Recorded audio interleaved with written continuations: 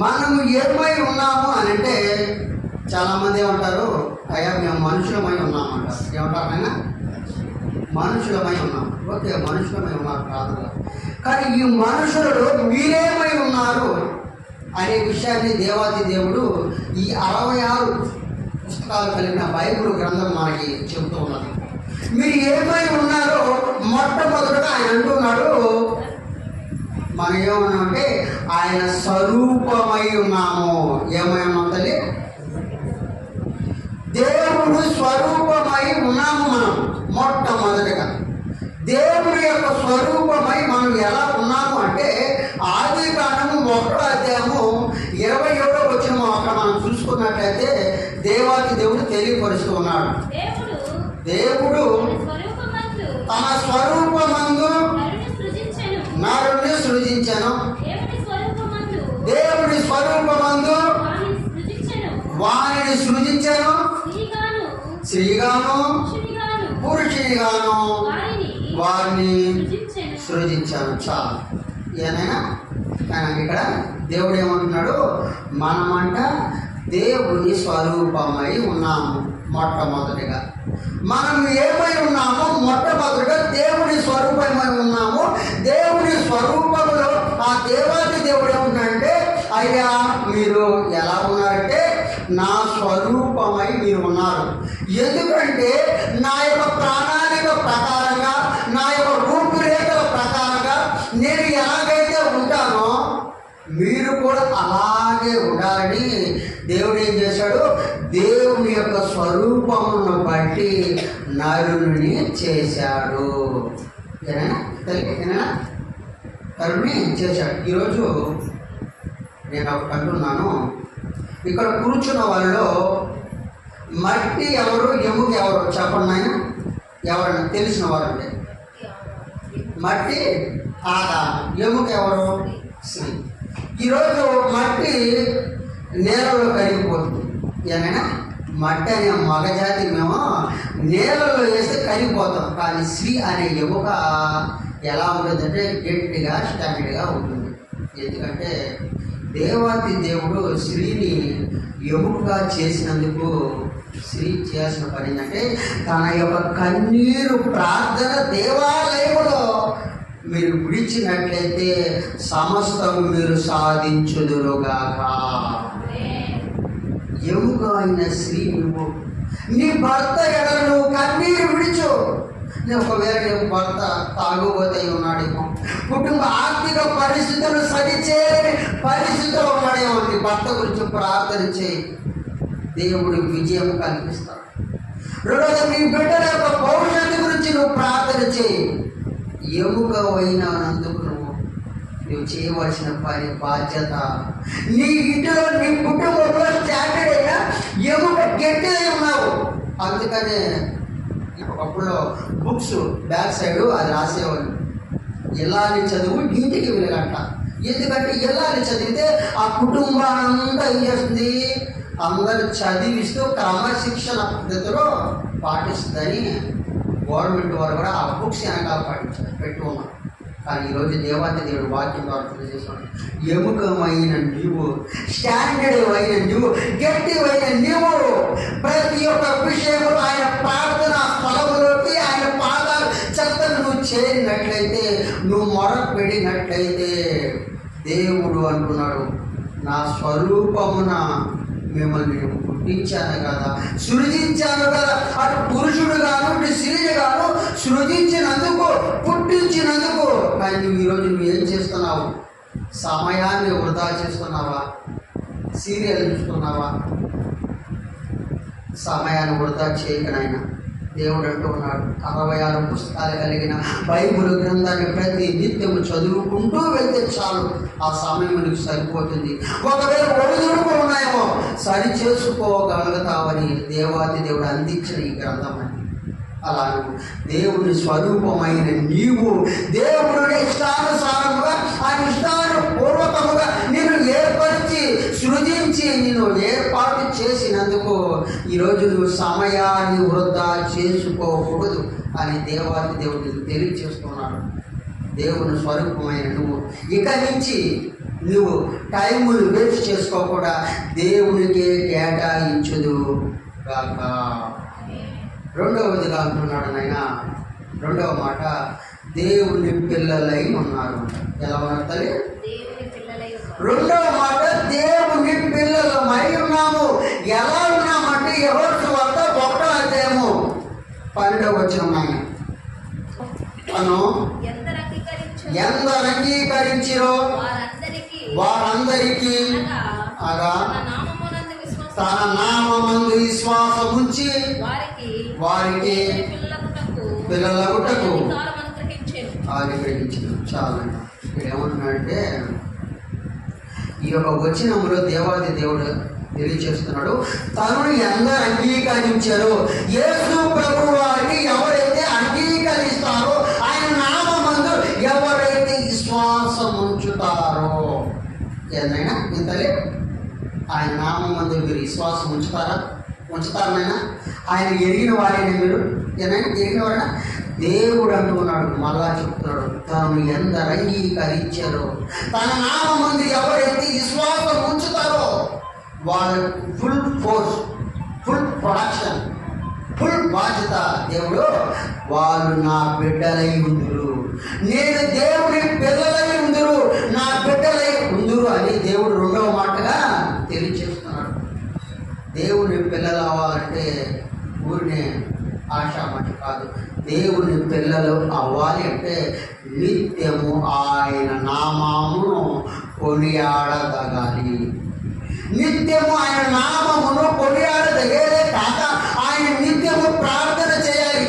ఆయన నామమందును ప్రార్థన చేయాలి. యేసుక్రీస్తు వారి నామమందును ప్రార్థన చేసినట్లయితే, ఆయన నామమును కొనియాడదగినట్లయితే, ఆయన గోతాలు అడిగినట్లయితే, ఆయన ఎందుకు విశ్వాసం ఉంచినట్లయితే, దేవుడు అంటున్నాడు, నా నామమందు విశ్వాసం ఉంచి నన్ను అంగీకరించి నన్ను కాచుకొని ఉంటారో, నేను చూపిన మార్గంలో ఎవరైతే నడుస్తారో వాళ్ళే నిజమైన నా పిల్లలుగా అని దేవుడు తెలియచేస్తున్నాడు. ఈరోజు నువ్వు దేవుని పిల్లలుగా ఉంటావా, సాతాను పిల్లలుగా ఉంటావా, నువ్వే తేల్చుకోవాల్సిన సందర్భం ఉంది. సాతాను అంటుంది, ఈరోజు ఎందుకు చర్చికి వెళ్ళడం, ఈసారి ఆదివారం వెళ్దాంలే. సాతాను అంటుంది, ఈరోజు వాక్యం ఎందుకు చదువుకుందాం. సాతాను అంటుంది, ఈరోజు ఎందుకు ప్రార్థన చేయడం, రేపు చేసుకుందాం అంటుంది. కానీ అనగా దొరికినప్పుడు ఏం చేయాలి? నువ్వు లేచి నిలబడి దేవుని యొక్క పనులు నువ్వు చేసినట్లయితే, ఆయన అంగీకరించి ఆయన నామమును విశ్వాసం ఉంచి ఆయన వెంటాడినట్లయితే, ఆయన వైపు నువ్వు చూచినట్లయితే, నువ్వు దేవుని పిల్లలు అయ్యేటట్టు దేవుడు నిన్ను చేయునుగాక. మూడవ మాట అంటున్నాడు, ఆయన ఆలయమై ఉన్నామంట. దేవుని ఆలయమై ఉన్నాము. మూడవ మాట, దేవుని యొక్క ఆలయమై ఎలా ఉన్నామో అంటే అక్కడ చెబుతూ ఉన్నాడు. 1 కొరింథీయులకు రాసిన పత్రిక 3:16 మీరు దేవుని ఆలయమై ఉన్నారని, మీ దేవుని ఆత్మ మీలో నివసించుచున్నది అని మీరు ఎరుగరా. చాలు ఏమన్నాడు తండ్రి? దేవుని ఆలయమై ఉన్నామంట. మనం దేవుని యొక్క ఆలయమై మనం ఎలా ఉన్నామంటే, మన శరీరమే ఆయన ఆలయము. ఏం తెలియదు, మన శరీరమే ఆయన ఆలయం. నీ శరీరాన్ని నువ్వు పాడు చేసుకుంటాయేమో, ధూమపానము మద్యపానం వల్ల నీ శరీరమును నాశనం చేసుకుంటావేమో. నాయన నీకు శరీరం ఇచ్చింది ఆనాడు ఆదాముతో స్టార్ట్ చేసి నరునిగా సృజించింది. నేను ఊరికినే సృజించలా, నేను ఊరికే పుట్టించలా. దేవుని అనుసంధానంగా నడుస్తావని, చెడు మార్గాల చెడు వ్యసనాల నుండి బయట పడవేసి నువ్వు చక్కగా క్రమశిక్షణ కలిగిన వాడివని, ఎదుటి వాడికి నువ్వు మార్గములు చూపించేవాడిగా, నడవడికలు నలుగురికి మంచివాడిగా నువ్వు అనిపించాలని దేవుడు సృజించాడు. అందుకంటున్నాడు, మీరు నా దేవుని ఆలయమై ఉన్నారు. దేవుని యొక్క ఆలయమై నీ శరీరమై ఉన్నది. నీ యొక్క ఆలయంలో దేవుని యొక్క గురించి నువ్వు తెలుసుకోవాలి. ఆలయంలో నీ శరీరంలో నేను ప్రవేశించి ఉన్నాను. నువ్వు ఎరగవా? నువ్వు తెలుసుకోవా? నీ శరీరమును పాడు చేసుకోక నాయన, నేను ఇచ్చిన శరీరము పవిత్రమైనది అంటూ ఉన్నాడు దేవుడు.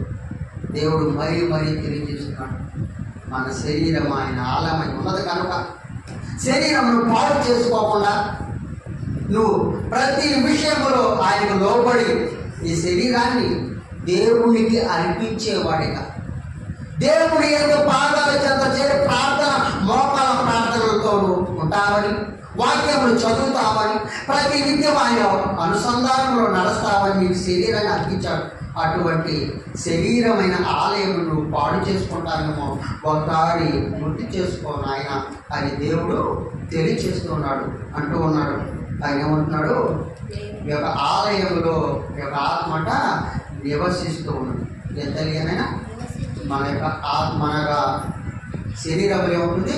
మన యొక్క శరీరంలో ప్రార్థన చేయగానే దేవుని యొక్క ఆత్మ మనలో నివసిస్తుందంట. ఏనా నివసిస్తుందా లేదా? ప్రార్థనలో ఏకీభవించి కన్నీటి ప్రార్థనతో ఆయన భోజనాన్ని అడుగుతూ ఉన్నప్పుడు దేవుని యొక్క ఆత్మ నీలో నివసిస్తూ, ప్రేరేపిస్తూ, నేను ప్రోత్సహిస్తూ, దిగులు పడితే దిగులు పడకు నాయన, నీకు సమస్తం ఏది కావాలో నన్ను అడుగు, నేను నీకు ఇస్తాను అని దేవుడు మీకు తెలియపరుస్తున్నాడు. ఆయన ఆత్మ మన శరీరంలో ఉన్నది కనుక, నివసిస్తూ ఉన్నది కనుక దేవుడు మరీ మరీ గుర్తు చేస్తున్నాడు. నీ శరీరం పాడు చేసుకోకు. నీ శరీరంలో నా యొక్క ఆత్మ ఉన్నది. నీ ఆత్మ నీ ఎంతకు రావాలంటే నువ్వు గోదావరి ప్రార్థనలు అడిగి సమస్తము నువ్వు పొందుకునే వాడిగా నువ్వు ఉండాలని. మూడవ మాటగా నీ యొక్క శరీరము నా యొక్క ఆలయమై ఉన్నది, దేవుని ఆలయమై ఉన్నదని దేవుడు తెలియచేస్తున్నాడు. నాలుగవ మాట దేవుని ద్వారా నూతన సృష్టి అయి ఉన్నాము. ఏమాట తెలియదా?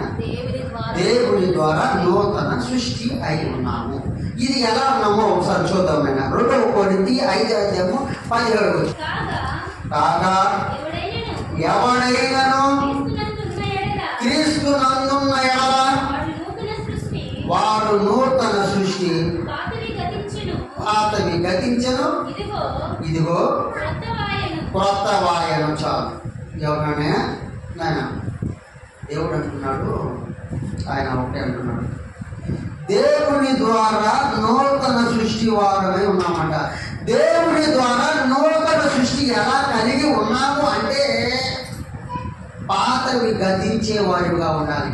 నీ యొక్క పాత అలవాట్లు గతించిపోయే విధముగా ఉండాలి. ఎందుకంటే పాతవి గతించాలి అంటే ఏం చేయాలి? ముందు క్రీస్తు నందున్న ఎడలను, క్రీస్తును వెంటాడినందు ఎడల, క్రీస్తును పట్టుకున్నందును ఎడల, క్రీస్తు వారి మాటలను నడిచిన ఎడల, క్రీస్తు యొక్క మాటలు నువ్వు లోబడిన ఎడల, బైబిల్ గ్రంథము వాక్యమును చదివిన ఎడల, దేవుడు అంటున్నాడు నా యందు నువ్వు ఉన్న ఎడల, తర్వాత ఏమన్నాడు? వారు నూతన సృష్టి అవుతారు. ఓకే, పాతవి గతించను, క్రొత్త వాయు. మరీ చెబుతున్నాడు వాక్యం ద్వారా, ఆయన బిడ్డలారా మీరు నా యందు ఉన్న ఎడల మీ యొక్క విధము ఎలా ఉంటుందంటే నూతనముగా సృష్టిగా ఉంటారు, నూతనంగా జన్మించిన వారిగా ఉంటారు, నూతనముగా పుట్టిన వారిగా మీరు ఉంటారు. పాతవి గతిస్తాయి. పాతవి ఈ పాత జ్ఞాపకాలు, చెడును మార్గాల వైపు వెళ్తున్నప్పుడు, చెడు వ్యసనాల వైపు ఉన్నప్పుడు, బాధలు, దుఃఖములు, మనోవేదనతో ఉన్నప్పుడు, దేవుని వెంటాడి ఆయన నామమందు నువ్వు బాప్టిజం తీసుకున్నప్పుడు నువ్వు నూతన సృష్టిగా దేవుడు నిన్ను ఏర్పరిచాడు. అందుకంటున్నాడు బాప్టిజం తీసుకున్నప్పుడు ముందుగా పాతవి గతించి బాప్టిజం తీసుకున్న తర్వాత క్రొత్త వాడుగా నువ్వు మరలా పుట్టుతావు. అదే విధంగా దేవుడు నా నామమందు మీరు నమ్మకం ఉంచిన ఎడల, నా యందు నువ్వు ఉన్న ఎడల నేను నిన్ను నూతన సృష్టిగా చేసి నీలో ఉన్న పాతవన్నీ విషయంలో సమస్తము, దిగులు, యాత్ర, చింత, యావత్తు మొత్తము నీలో ఉన్న సమస్తము గతించిపోయేటట్టు చేసి నేను క్రొత్త వాడిగా చేస్తాను. అటువంటి క్రొత్త వాడిగా నువ్వు ఉంటావా? ఈరోజు నుంచి నువ్వు పాతవి గతించిపోయేటట్టు దేవుడి వైపు వెంటాడతావా? దేవుని యొక్క నడవడికలో నువ్వు నడుస్తావా? దేవుడిని వెంటాడతావా? తండ్రి, నా పాతవి గతించాలయ్యా, నా పాత జీవితం నేను తుడిచిపెట్టానయ్యా, కొత్త జీవితంలో అడుగు పెట్టాను, నీ వెంట పడుతున్నాను, నీ వెంట పడుతున్నాను, నేను గోదాలు అడుగుతున్నాను. నా ఈ పాతవి గతించి కొత్తగా చేసినందుకు నేను కొనియాడగలుగుతానని, కొత్తవాడు అయ్యేవాడిగాను, దేవుని ద్వారా నూతన సృష్టి అయ్యేవాడిగా నువ్వు ఉండాలని దేవుడు నిన్ను ఆయన బిడ్డలుగా చేస్తూ ఉన్నాడు. తర్వాత అంటున్నాడు నేను, తర్వాత మాట దేవుని సొత్తు అయి ఉన్నాము. తర్వాత మాట ఏంటనే దేవుని సొత్తు అయి ఉన్నాము. దేవుని సొత్తు ఎలా ఉన్నామో దేవుడు 1 పేతురు 2:9 మనకి తెలియజేస్తున్నాను. నేను దేవుని సొత్తు ఎలా ఉన్నారంటే ఆయన వెలుగులో నడిచిన వారైతే దేవుని సొత్తు ఉన్నారంట. ఎలా ఉన్నారు తల్లి? ఎలా ఉన్నా దేవుని సొత్తు అంటే ఎలా ఉన్నారో, దేవుడికి సొంతమైన వారుగా, దేవునికి అనుకూలముగా, దేవుని ఇష్టానుసారంగా నడిచిన వారుగా, దేవునికే సొంతమైన వారుగా, దేవుని బిడ్డలుగా దేవుని సొత్తే ఉన్నారంట. ఎందుకంటే ఆయన వెలుగులో నడిస్తేనంట, చీకటిలో నుంచి వెలుగులోకి నడిస్తే ఆయన అంటూ ఉన్నారు. తదుపరి మాట, ఆయన ఒక నడవడికలు నడిచిన వారు కింద ఉన్నారట, యాజక సమూహం ఉన్నారట, రాజులు ఉన్నారట, పరిశుద్ధ జనముగా. ఇంతమంది కలగలిపితే దేవుడు ఉన్నాడు, వారు నా సొత్తే ఉన్నారు అంటున్నాడు. రాజులను అయితే మీరు చీకటిలో నుండి ఆశ్చర్యకరమైన తన వెలుగులోకి మిమ్మును పిలిచిన వారు గుణ అతిశయములను ప్రచురం ఏర్పరచబడిన వంశమును 1 2 రాజులైన యాజక సమూహమైన 3 4 పరిశుద్ధ జనమైన దేవుని సొత్తే ఉన్నారు. ఓకేనా? ఈ నలుగురంట దేవుని సొత్తే ఉన్నారంట. ఎందుకంటే యాజక సమూహం అంట ప్రత్యక్ష గుడారములో, ఇప్పుడు మేము ఎలాగైతే నిలబడి ఉన్నామో ప్రత్యక్ష గుడారములో దేవుని యొక్క సేవ చేసేదానికి ఆనాడు యాజక సమూహం అనేది ఉన్నది. దేవుడు అంటున్నాడు, రాజులైతే కానీ దావీదు మహారాజు, సొలొమోను మహారాజు, అలాగ వాళ్ళు కూడా దేవుని సొత్తే ఉన్నారు. యాజక సమూహము దేవుని యొక్క ప్రత్యక్ష గుడారంలో పనిచేసిన యాజక సమూహము కూడా దేవుని సొత్తే ఉన్నారు. కానీ నా మధ్య పరిశుద్ధ జనము, దేవుని యందు పరిశుద్ధముగా ప్రవర్తించిన వారు, దేవుని యందు నడవడిలో పరిశుద్ధముగా బ్రతికిన వారు ఆయన సొంతమై ఉన్నారని దేవుడు తెలియచేస్తున్నాడు. ఇన్ని విధాలుగా 4 విధాలుగా కలిగిన వారే నా సొత్తుగా ఉన్నారు. ఈరోజు నువ్వు కూడా దేవుని సొత్తే ఉన్నావా? దేవునికి ఇష్టమైన బిడ్డలుగా ఉన్నావా? దేవుని యొక్క నడవడితో నువ్వు నడిచే వాడిగా ఉన్నావా? ఉండాలని ఆశపడుతున్నాడు వాక్యం ద్వారా. అలా నువ్వు ఆశ కలిగిన వాడివైతే, దేవుడి యొక్క విషయం నువ్వు లోబడిన వాడివైతే దేవుడు నువ్వు తృప్తిపరచబడుదుగాక. లాస్ట్ మాట అంటాడు, దేవుని ప్రజలై ఉన్నాము. ఎలా ఉన్నదని లాస్ట్ మాట, దేవుని ప్రజలై ఉన్నామంట. ఈ దేవుని ప్రజలై ఎలా ఉన్నామో ఒక గ్రంథంలో చూసుకుందాం. నేను 2 కొరింథీ 6:16 అందుకు దేవుడు ఎలా సెలవిచ్చుచూ ఉన్నాడు,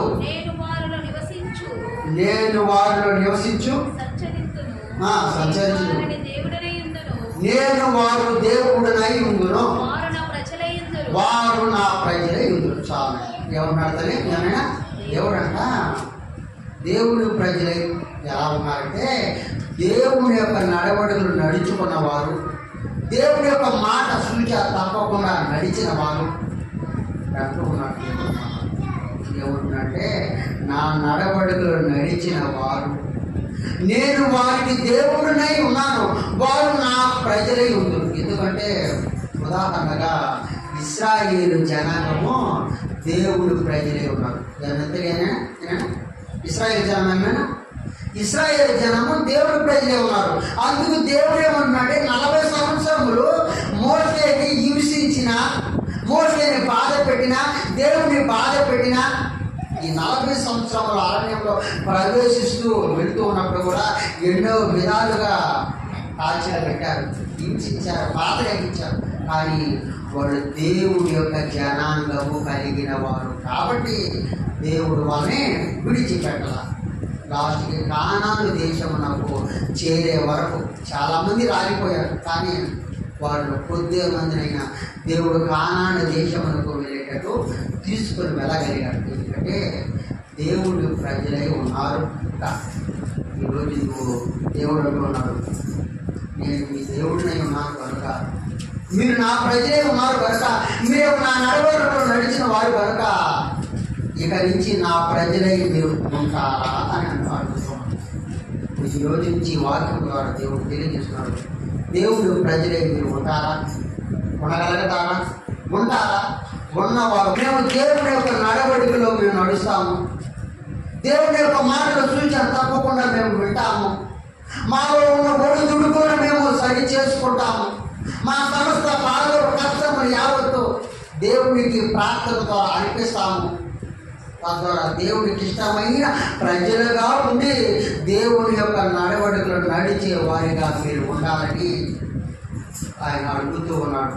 అటువంటి బాటలో మీరు నడుస్తారని, దేవుడు ప్రజలే వారిగా మీరు ఉంటారని మరొకసారి అంటున్నాడు దేవుడు.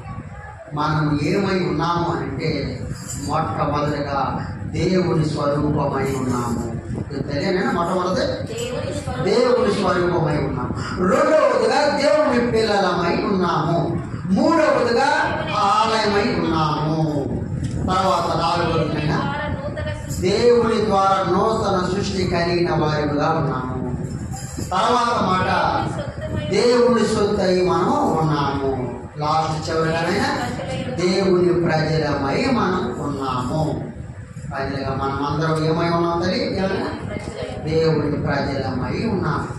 అలాగా దేవుని ప్రజలై మీరు ఉండాలని దేవుని యొక్క ఆశను మీరు తీరుస్తారని, ఆయన యొక్క నడవడిలో మీరు నడుస్తారని ఆశ కలిగిన ప్రాణమైన దేవుడు మిమ్ములను, మీ కుటుంబాన్ని, మీ అక్కల అవసరం తీర్చునుగాక. అలాగే కళ్ళు మూసుకొని ప్రార్థన చేసుకుని ముందుకు. సూర్య విదాసుడా, సింహాసుడా, నా ఈశ్వరాజ, నా బంగారు తండ్రి, నీ నామంలో ప్రార్థన చేసి అడుగుతున్నామయ్యా, మేము ఏమై ఉన్నావో మాకు తెలియపరచవు తండ్రి. నాయన అడుగుతున్నాను తండ్రి. నాయన మేము ఏమై ఉన్నామో మాకు తెలియపరిచినందుకు తండ్రి, ఆ విధంగా మేము మీ యొక్క నడవడిలో నడిచే వారిగా మా చెయ్యి నీ వైపు చాచుతున్నాం. చేతులు ఎత్తగలిగిన వారు ఒక్కసారి చేతులు ఎత్తండి దేవుడు వైపు. అయ్యా మా చేతులు వెతుకుతున్నామయ్యా, మా సమస్త యావత్తును తీర్చయ్యా. దేవుడి వైపు మనసు పెట్టు అయ్యా. నా మనసు నీ వైపు పెడుతూ ఉన్నానయ్యా. అయ్యా ఏకాగ్రత నిలుపు దేవుడి వైపు అయ్యా. ఏకాగ్రతగా నీ వైపు నేను చూస్తూ ఉన్నాను, నీ వైపు నేను నా మనసును నిలుపుతూ ఉన్నాను తండ్రి. నా ప్రార్థన మొర పెడుతూ ఉన్నాను, నా మొరను వినయ తండ్రి. అలాగే నా పాదములను మోయి తండ్రి, నా సమస్త పాదములను మోస్తావని నీ వైపు నా పాదమునంతా నీ వైపు వేస్తూ ఉన్నానయ్యా తండ్రి.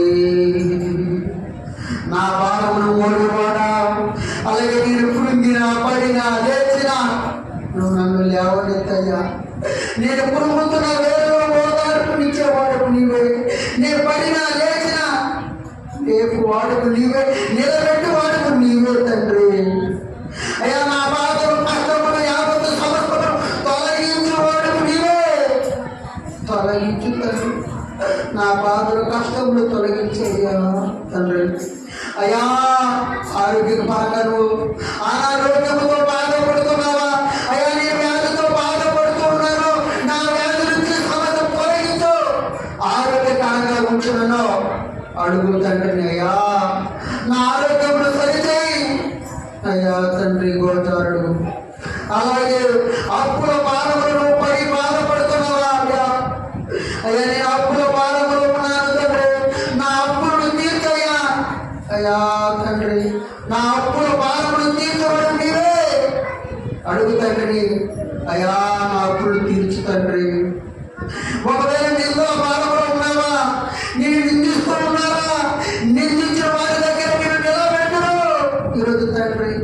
అయ్యా నిద్ర భారం నుంచి తొలగించు, నిలబెట్టు నీ వైపు తండ్రి. అయ్యా అవమానాలు తట్టుకోలేకపోతూ ఉన్నాను తండ్రి, అవమాన భారము నుంచి తీసివేయి అయ్యా తండ్రి. అయ్యా పాపము ఒకవేళ పడి ఉన్నానేమో, నా పాపము నా యొక్క భారము నుంచి తొలగించు తండ్రి. అయ్యా నా కుటుంబ పరిస్థితి నుంచి, నా కుటుంబ ఆర్థిక పరిస్థితి నుంచి నన్ను లేవనెత్తు తండ్రి. నా కుటుంబంలో ఆర్థిక పరమైన పరిస్థితి నుంచి నన్ను లేవనెత్తు. నా కుటుంబంలో పుస్తలుగా నా భర్తకి 6 దినములు పని కల్పించు, నా కుటుంబానికి పని కల్పించు. నా కుటుంబంలో తండ్రి ఏ ఆర్థిక పరమైన ఇబ్బంది ఉండకూడదు. సమస్తమును తండ్రి ఆ భారం నుంచి నేను లేవనెత్తు తండ్రి, తీర్చు తండ్రి.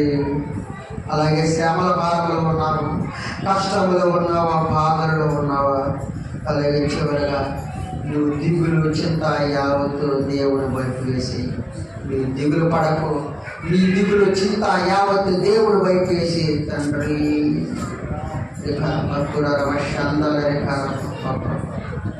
అయ్యా